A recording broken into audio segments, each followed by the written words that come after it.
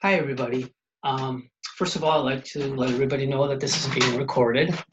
I just want to take a few minutes and talk to you about one of the research methods that isn't covered a whole lot in any of the research methods textbooks that you come across, or it's not heavily emphasized within a lot of the research methods courses that you may come across. Um, it's the case study that I'd like to talk to you about, more of the observational things. And this really comes into play, I think, if you desire to become a practicing clinician. And a lot of the tools that you use within the case study um, are really beneficial if you become a clinician at any level of practice with children, adolescents, or adults. So, first of all, the advantages of a case study or the observational technique. It is a very direct type of observation. So, what it does is it really allows the researcher to study behavior, study individuals' behavior in real time. Okay. Um, Second really important advantage, I believe, is that you can collect data firsthand. Okay. And when you do collect data firsthand, you eliminate a lot of what we call contamination, okay, within the data collection. And what I mean by that is there's not a lot of interference by the researcher. Researcher basically kind of steps back and observes. You observe and you write down things. You let the individual do what they need to do, and you observe and you write. Uh, The case study obviously is done in a natural setting. Um, so it reduces, or it can be, I should say, be done in a natural setting.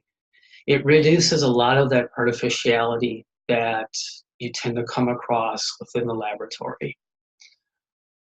It's a very good method to use with kids, to use with children. Um, with children, it's very difficult, I think, to be introspective. It's hard for them to be introspective.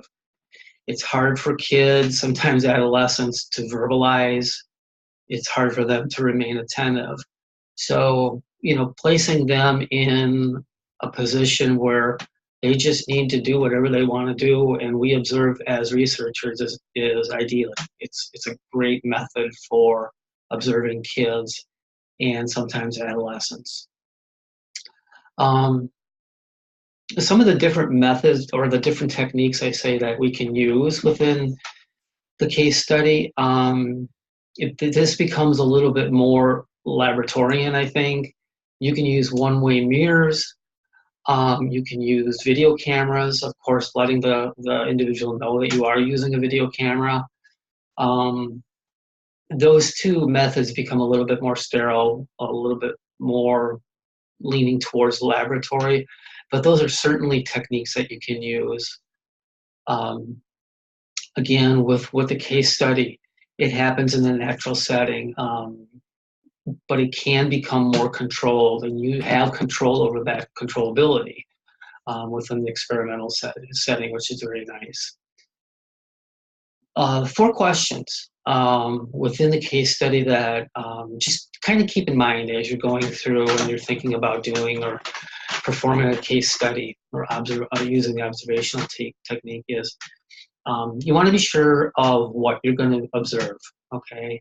And with the case study, you don't necessarily have to let um, the individual know exactly what you want to observe. It may happen and it may not. Um, but you want to know for yourself what you're going to observe. When and where will that observation take place? That's the second question. Third question is you want to make sure on how you're going to record the data. Typically with an observational technique is you're just going to write it down. Okay, you may have some format, some grid laid out that you're going to use tally marks, or you're just going to write down exactly what you see.